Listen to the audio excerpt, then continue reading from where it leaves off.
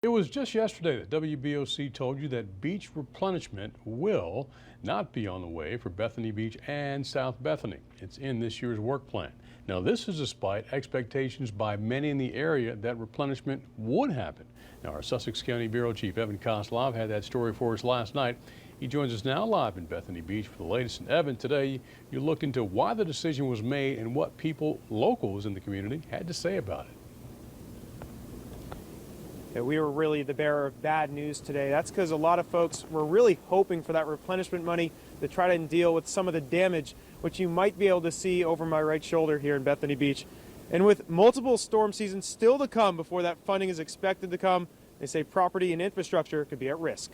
We couldn't believe it. We were astonished. Frank Vigna first heard the announcement last night on the WBOC News. His community of Bethany Beach will not be getting replenishment in this year's work plan, something he says is troubling. The homeowners decided to be here, but the tourist industry is going to be devastated if they don't do something about the dunes.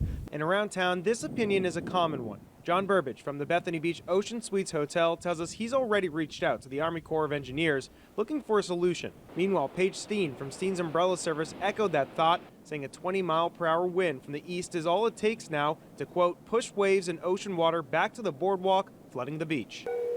So WBOC reached out to the Washington, D.C. headquarters for the Army Corps of Engineers to find out why the decision was made.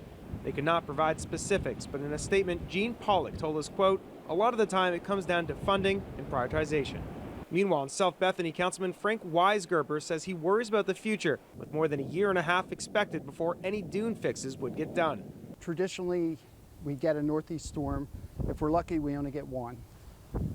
This year we had two of them, and you can see the effect. The first one protected us, the second one hit, and the dunes were breached to the point now where we're concerned about next fall if a northeast storm comes through again. So for now, communities hold their breath as they look for help from the federal government.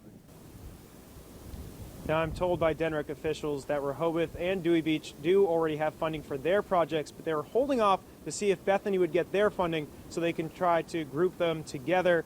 Now, after this most recent announcement, it would seem that they're all set and ready to go in Rehoboth Beach. Reporting here in Sussex County, this is Evan Kozloff for WBOC News in Bethany Beach. Evan, thank you very much. Now, we did reach out to both U.S. senators from Delaware to get their reaction to the decision.